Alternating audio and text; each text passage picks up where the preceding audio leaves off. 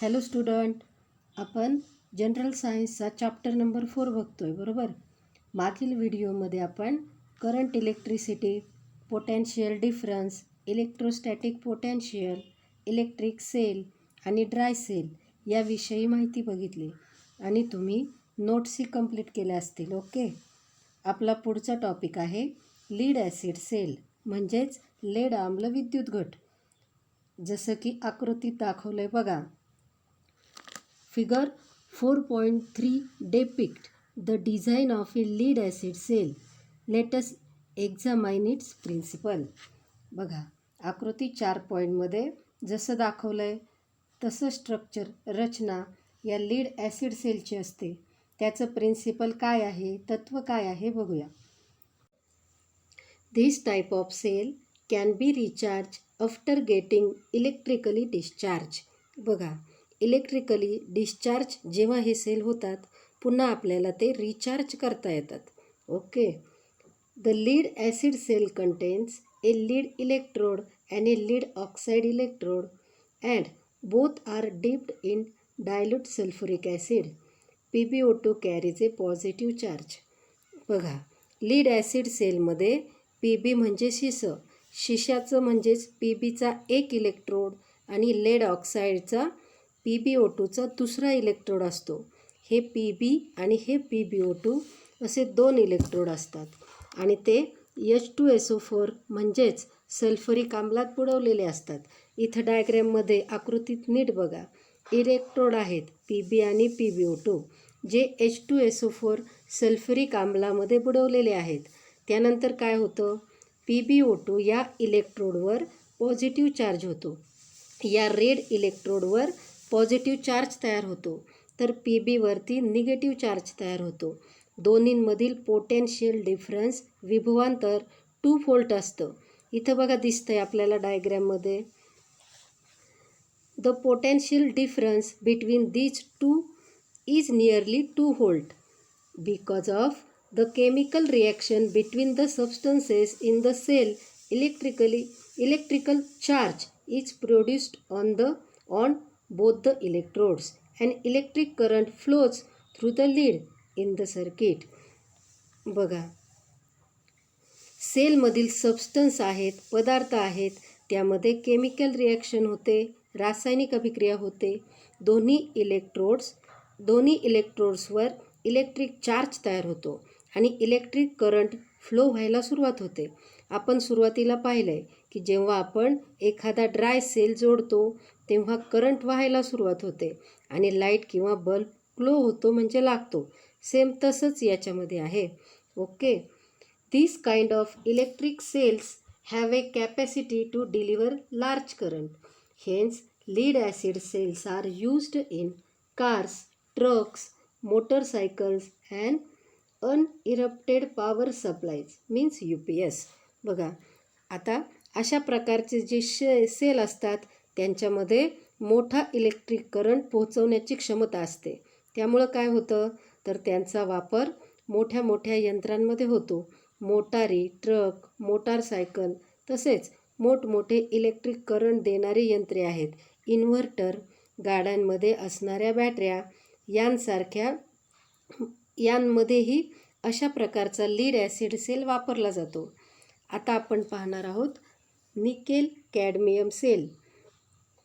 Nickel आणि कॅडमियमपासून तयार होणारा हा सेल आहे. These days a variety of gadgets are available. बघा, सध्याच्या काळात अनेक वेगवेगळ्या प्रकारची साधने, उपकरणे उपलब्ध आहेत. Which are required to be carried to different places.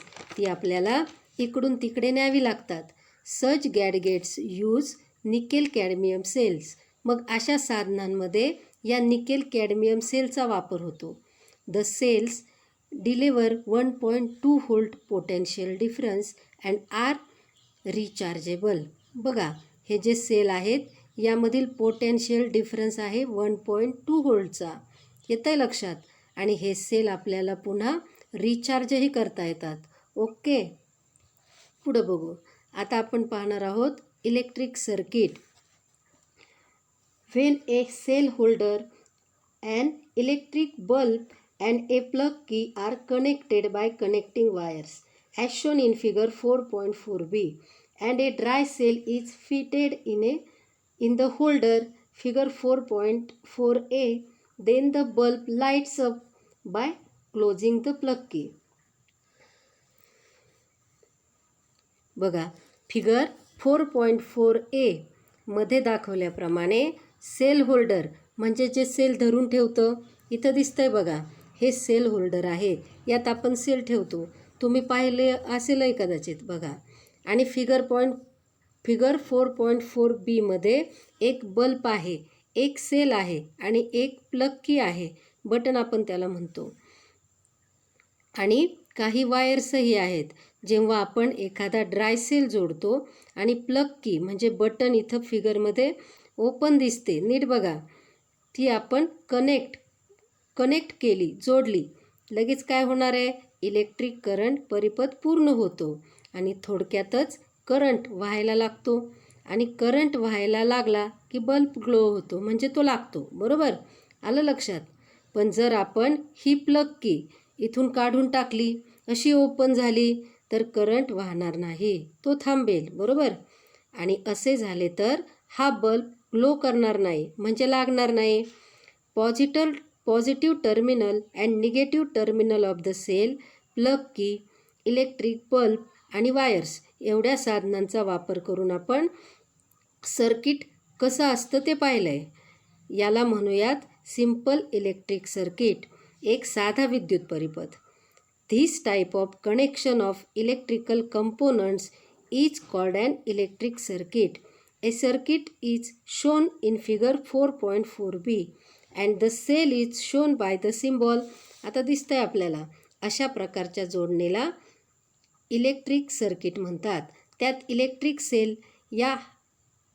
Sale इथं चित्रात दिसतोय, या सिम्बॉलने दाखवलेला आहे. ओके, बघा नीट, इलेक्ट्रिक सेल या सिम्बॉलने दाखवला जातो. An electrical circuit is also used in the home supply. However, the electricity supply is made from outside instead of the electric cells. You will learn about it later. बघा, आपल्या घरांमध्येही आपण पाहतो electric सर्किटची जोडणी केलेली असते, पण त्यात इलेक्ट्रिक सेल ऐवजी बाहेरून वायर्स जोडून इलेक्ट्रिक सप्लाय केला जातो. याविषयी तुम्ही पुढे शिकणार आहात. चला पाहूयात कनेक्टिंग सेल्स जोडायचे कसे.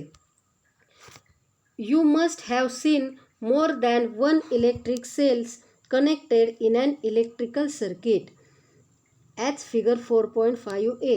In the transistor radio, 2-3 dry cells are seen to be connected in series.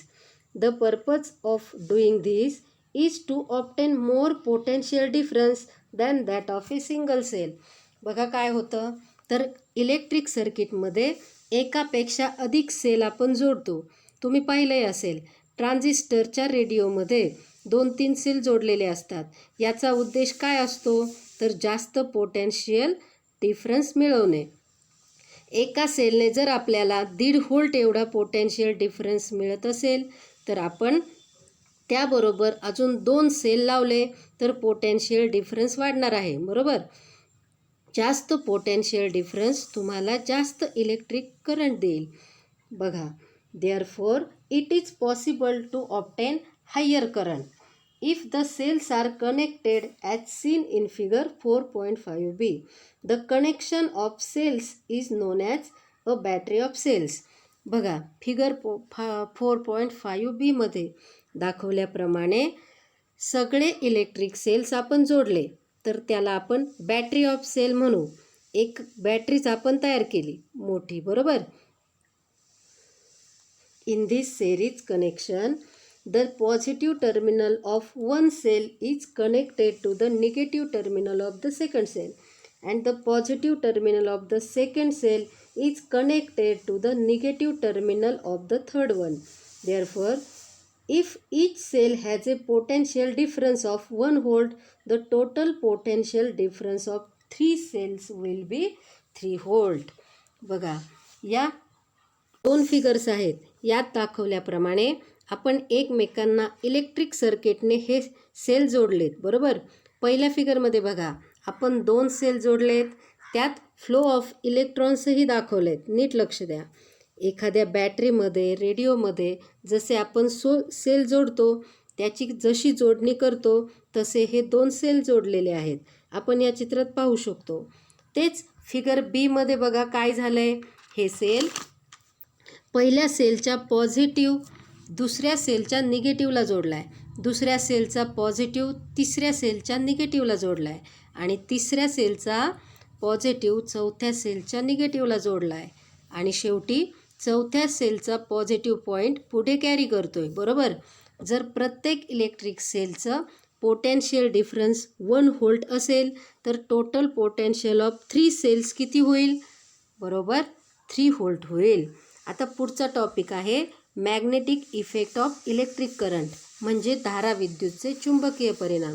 2 ॲक्टिव्हिटीच्या साहाय्याने आपण मॅग्नेटिक इफेक्ट ऑफ इलेक्ट्रिक करंटचे कुठल्या प्रकारे होतात ते बघणार आहोत. Okay, so activity first. Take the inside tray of an used up matchbox. Place a small magnetic needle inside the tray. Now take a long connecting wire and wind it around the tray. Complete the electric circuit by connecting in it this wire, electric cell, plug key and a bulb. Figure 4.6. बघा काय करायचं आहे आपल्याला. आपल्या घरातील एखादी टाकाऊ काडेपेटीच्या आतील ट्रे बाहेर काढून घ्यायचा आहे, जसं चित्रात दाखवले त्याप्रमाणे. त्यात एक लहानशी मॅग्नेटिक निडल चुंबक सूची आपल्याला ठेवायची आहे. आता एक वायर किंवा तार घ्यायची आणि ती तार त्या ट्रेभोवती गुंडाळायची. तिला फिगर 4.6मध्ये बघा आपल्याला लक्षात येतं आहे. याप्रमाणे प्लग की, इलेक्ट्रिक सर्किट आणि वायरने जोडून इलेक्ट्रिक सर्किट फिगरप्रमाणे कंप्लीट करायची. अशी रचना आपल्याला करायची आहे. काय होईल बरं, काय होणार आहे. Mark the position of magnetic needle. आपल्याला मॅग्नेटिक निडलची चुंबकीय सूचीची पोझिशन पाहून घ्यायची आहे. Okay, take a bar magnet near to the magnetic needle. What do you observe? Keep looking at the needle and close the plug key. The bulb will light up and you will realize that the current has started flowing. बघा काय होईल. एक बार magnet चुंबक पट्टी आपण त्या magnetic निडलजवळ घेऊन गेलो. त्या चुंबक पट्टीकडे बार मॅग्नेटमुळे काही फरक पडतोय का हे आपल्याला बघायचं आहे. मॅग्नेटिक निडलकडं चुंबक सूचीकडं आपण लक्ष ठेवून प्लग की ऑन करायची, बटन चालू करायचं आहे. प्लग की ऑन केल्यामुळे काय होईल तर बल्ब ग्लो होईल, प्रकाशित होईल, सुरू होईल. मग दुसरा जो इफेक्ट आहे महत्त्वाचा, मॅग्नेटिक निडलची पोझिशन, डिरेक्शन बदलते का, तिच्यात बदल होतो का, इलेक्ट्रिक करंट सुरू झाला हे आपल्या लक्षात येईल. कधी, बल्ब लागल्यानंतर, बरोबर. Does the magnetic needle change its position? Now open the plug key. Does the magnetic needle come back to the original position? What will you conclude from this experiment? आपल्याला बघा मॅग्नेटिक निडलची position, दिशा electric current सुरू झाल्यावर बदलते का, current बंद केल्यावर, बटन बंद केल्यावर ती मूळ स्थितीत येते का, आणि या एक्सपेरिमेंटमधून तुम्ही काय निष्कर्ष काढाल. You know that a magnetic needle is indeed a magnet. You have seen that the magnetic needle changes its direction when a bar magnet is taken near the magnetic needle. बघा मॅग्नेटिक निडल चुंबक सूची म्हणजे एक लहानसा चुंबकच असतो. आपण जर बार magnet चुंबक पट्टी या मॅग्नेटिक निडलजवळ नेली तर मॅग्नेटिक निडलची डिरेक्शन म्हणजे दिशा बदलते. Also you have observed that the magnetic needle changes its direction when a current start flowing in the circuit. आणि आपल्याला काय दिसेल, जेव्हा इलेक्ट्रिक सर्किट परिपथात इलेक्ट्रिक करंट सुरू होतो तेव्हासुद्धा या मॅग्नेटिक निडलची डिरेक्शन दिशा बदलते. This means that magnetic field is created when an electric current flow in a wire. याचा अर्थ असा झाला, जेव्हा वायरमधून तारेमधून इलेक्ट्रिक करंट जाईल तेव्हा मॅग्नेटिक फील्ड चुंबकीय क्षेत्र निर्माण होते, जेणेकरून मॅग्नेटिक निडल तिची डिरेक्शन दिशा बदलते. ओके. आता ओरेस्टेड या वैज्ञानिकाने असे निरीक्षण सर्वात पहिल्यांदा केले. Briefly we can say that when an electric current passes through a wire a magnetic field is produced around that wire. बघा, आपल्याला थोडक्यात असेही म्हणता येईल की एखाद्या वायरमधून तारेमधून इलेक्ट्रिक करंट गेला तर त्या तारेभोवती मॅग्नेटिक फील्ड चुंबकीय क्षेत्र निर्माण होते. आपण आता अजून एक ॲक्टिव्हिटी बघूया. Take a metre long flexible copper wire having resistant coating and wind tightly on a long iron screw. बघा, आपल्याला काय करायचं आहे आता. 1 मीटर वायर घ्यायची ज्यावर प्लास्टिक कोटिंग असावं, ते काढायचं नाही, आणि एक लांब स्क्रू घ्यायचा. आता या फिगरमध्ये दाखवल्याप्रमाणे या स्क्रूवरती वायर अशी गुंडाळायची आहे. नीट बघा फिगरमध्ये. त्या वायरवरील आवरण आपल्याला काढायचं नाही, तशीच ती गुंडाळायची आहे. ओके, स्क्रूवरती. Then next, connect the 2 ends of the wire in a circuit as shown in the figure 4.6. Also connect an electric cell and a plug key in the circuit. Keep 2 to 4 iron pins or small nails near the screw. Now start the current in the circuit by plugging the key. It will be noticed that the pins or nails have stuck to the tip of the screw. Will the pins or nails continue to stick when the plug key is opened? 4.7 मध्ये जसं आपल्याला दाखवलं आहे की या ठिकाणी एक screw घेतलेला आहे, त्याला आपण एक वायर गुंडाळलेली आहे, त्याला आपण एका बॅटरीला जोडलेला आहे. बॅटरीला जोडल्यानंतर आपल्याला काही टाचण्या किंवा छोटे छोटे खिळे त्या स्क्रूच्या जवळ न्यायचे आहेत. स्क्रूच्या टोकाला, टिपला ते आपल्याला चिकटलेले दिसतील जेव्हा तुम्ही इथे बॅटरी कनेक्ट केलेली असेल. मात्र ज्या वेळेला ही कनेक्ट केलेली बॅटरी आपण काढून घेणार, हे चिकटलेल्या टाचण्या असतील, कुठलेही आयर्न मटेरियल असेल, ते खाली पडेल. याचाच अर्थ असा की जेव्हा त्या ठिकाणी बॅटरी लावलेली होती तेव्हा तिथे मॅग्नेटिक फील्ड चुंबकीय क्षेत्र तयार झालेलं होतं. स्क्रूचं रूपांतर मॅग्नेटमध्ये झालेलं होतं. लक्षात घ्या, स्क्रू हा काय मॅग्नेट नव्हता, पण त्याला वायर गुंडाळल्यानंतर त्याच्यात इलेक्ट्रिक सर्किट प्रवाहित केल्यानंतर इलेक्ट्रिक करंट पास झाल्यावर आयर्न मटेरियल, लोखंडी टाचण्या त्याच्याकडे आकर्षल्या गेल्या, म्हणजेच त्याचं रूपांतर एका चुंबकात झालेलं होतं. ओके, आलं लक्षात सर्वांच्या. When the electric current flows in the wire, magnetism is produced in the coil around the screw, and because of that, the screw also attains magnetism.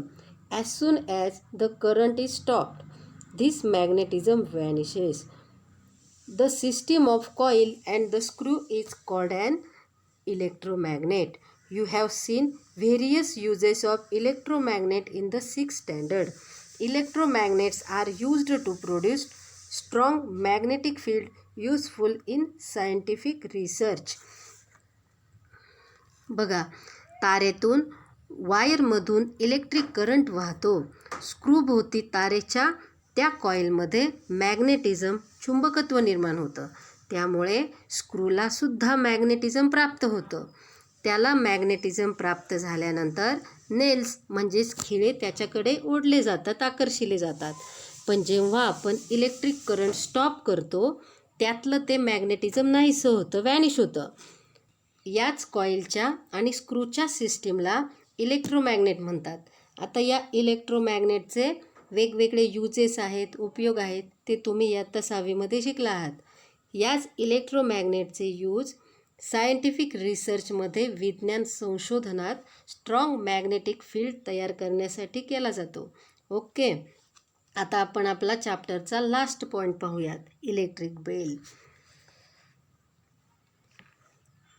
Many of you must have seen the simple electric doorbell. Open such a bell which is out of order.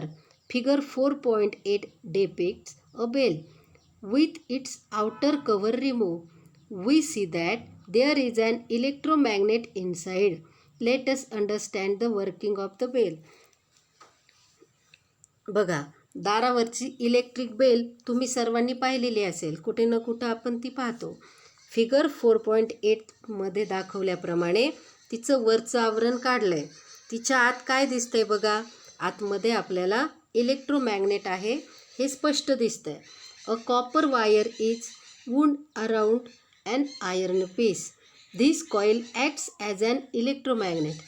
An iron strip along with a striker is fitted near to the electromagnet.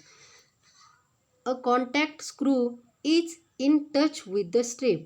The electric circuit is connected as shown in figure 4.8. The current flows in the circuit when the screw is in contact with the strip, and hence the coil becomes a magnet and attracts the iron strip towards it. Therefore, the striker hits the gong and the sound is created, tung. However, at the same time, the contact screw looses the contact with the strip and the current in the circuit stops.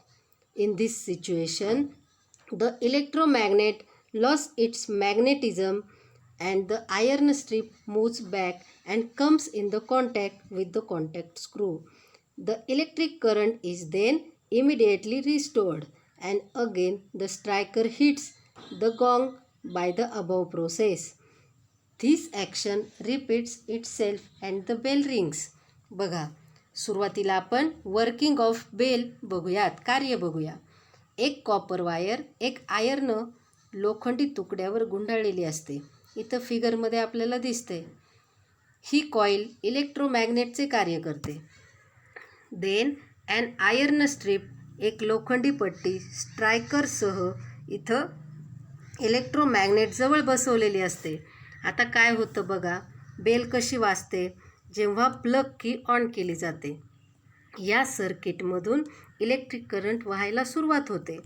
Electric current वाहिल्यानंतर या iron strip लोखंडी पट्टीचं रूपांतर इलेक्ट्रोमॅग्नेटमध्ये होतं आणि इलेक्ट्रोमॅग्नेटमध्ये झाल्यामुळं शेजारी जी घंटा लावलेली असते, स्ट्रायकर लावलेला असतो, त्याकडे ती आकर्षिली जाते. तिच्यात मॅग्नेट तयार होतं, मॅग्नेटिझम.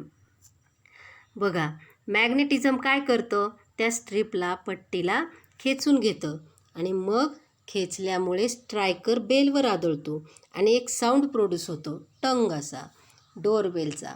डोरबेलचा साऊंड प्रोड्यूस झाल्यानंतर ती बेल आपोआप वाजते. या ठिकाणी हा कॉन्टॅक्ट स्क्रू दिसतोय तुम्हाला. स्ट्रीप घ्या. स्ट्रीप पट्टी पुढे गेल्यामुळं ह्या कॉन्टॅक्ट स्क्रूमधलं आणि आयर्न स्ट्रीपमधलं लोखंडी पट्टीमधलं कनेक्शन ब्रेक होतं आणि त्यामुळं काय होतं, त्यातील करंटसुद्धा ब्रेक होतो आणि हा स्ट्रायकर त्याच्या मूळ जागेवर येतो. कारण मॅग्नेटिझम नाहीसं झालेलं असतं, व्हॅनिश होतं. आणि व्हॅनिश झाल्यावर पुढं काय होतं, पुन्हा आयर्न स्ट्रीप मागे येऊन कॉन्टॅक्ट स्क्रूला चिकटते आणि पुन्हा इलेक्ट्रिक करंट सुरू होतो. बेल वाजते. करंट बंद केला की तोच स्ट्रायकर मूळ जागेवर येतो आणि ही क्रिया वारंवार होते आणि त्यामुळं बेल वाजते. इलेक्ट्रिक बेल रिंग्ज होते आणि अशा पद्धतीने या इलेक्ट्रिक बेलचे कार्य चालते. ओके, आणि हा आपला लेसन इथं कंप्लीट झाला आहे. एक्सरसाइज तुम्हाला लिहायचं आहे. ओके, आणि खाली मी काही नोट्स देणार आहे, त्यासुद्धा तुम्हाला कंप्लीट करायच्या आहेत. थँक्यू.